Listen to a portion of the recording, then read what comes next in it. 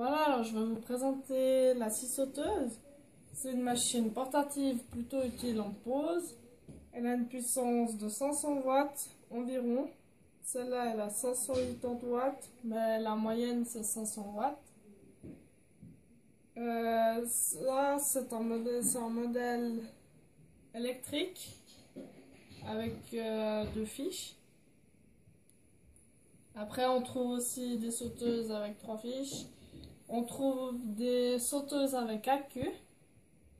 Il y a différentes marques. Nous, on utilise plus particulièrement Bosch et Festool. Voilà. Maintenant, sur les sauteuses, on a le guide qui peut s'incliner à 45 degrés. Il peut s'incliner des deux côtés. Seulement le guide à côté. On a ce guide-là. Et puis sinon, on a des vitesses d'avancement. Sur la sauteuse, on a 3 vitesses d'avancement qui se trouvent là. Sur toutes les sauteuses, c'est pareil. Par exemple, si on a du bois tendre, on mettra une plus grande vitesse. Et si on a du bois dur, on mettra une plus petite vitesse. Ou même, on mettra l'avancement à 0. Donc là, voilà. Ces vitesses, on les change suivant le bois, mais aussi beaucoup pour les éclats. Il faut faire attention. Changer la lame, mettre la bonne lame qui va pour le bon bois.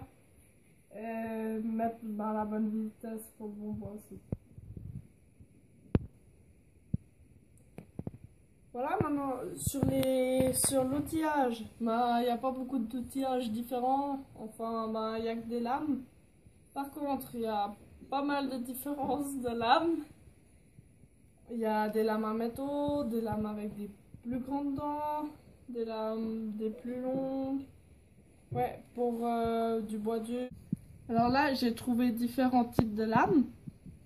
Par exemple, là, on voit que c'est une lame plus grande que la moyenne.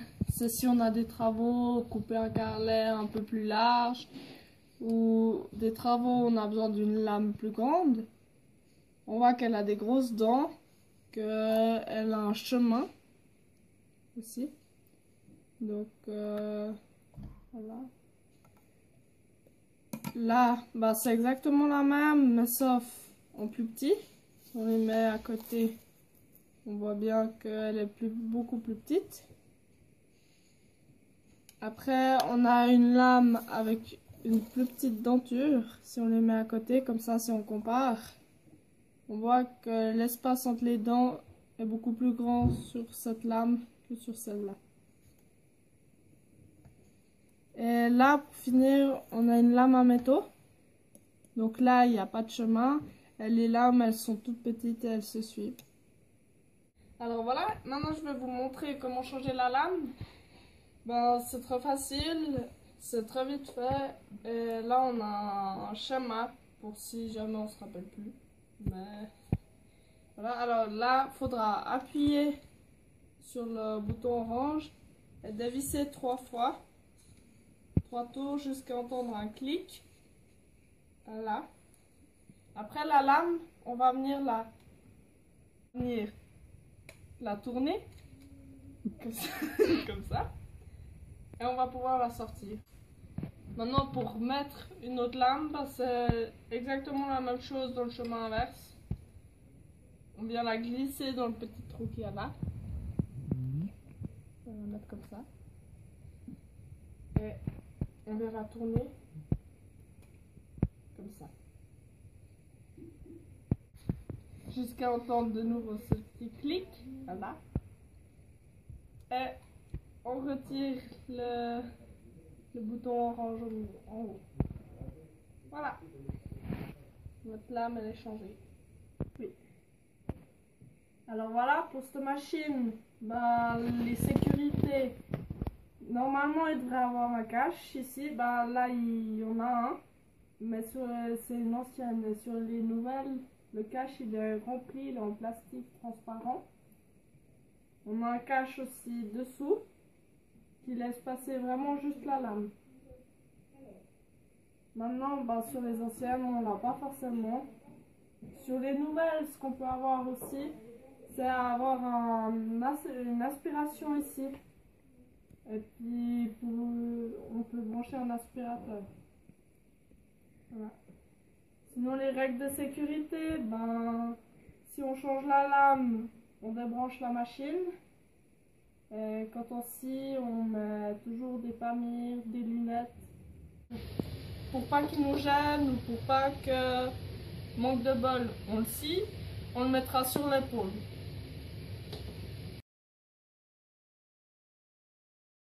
Voilà, alors là je vais vous montrer un exemple avec l'avancement sur 0 pour vous montrer l'éclat, la différence entre avec l'avancement 0 et la vitesse 3.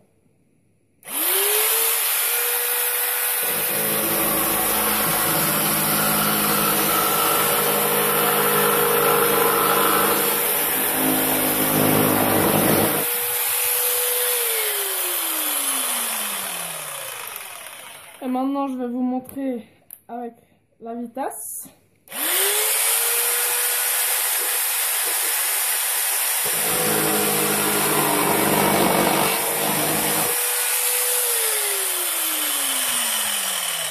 Donc ça va clairement plus vite avec la vitesse, mais ça fait aussi clairement beaucoup plus d'éclat. C'est pour ça que si on a quelque chose de propre à scier, on sciera avec l'avancement 0. Ou il y a d'autres moyens d'avoir des coupes propres, c'est de scier la sauteuse à l'envers du panneau. Ou bien de mettre un scotch adhésif ou de donner un coup de cutter avant. Voilà. Voilà, alors là je vais vous faire un exemple avec la scie à l'envers. Donc là je peux scier avec l'avancement. Il n'y a pas de souci parce que je vais scier à l'envers, donc ça va pas me faire d'éclat.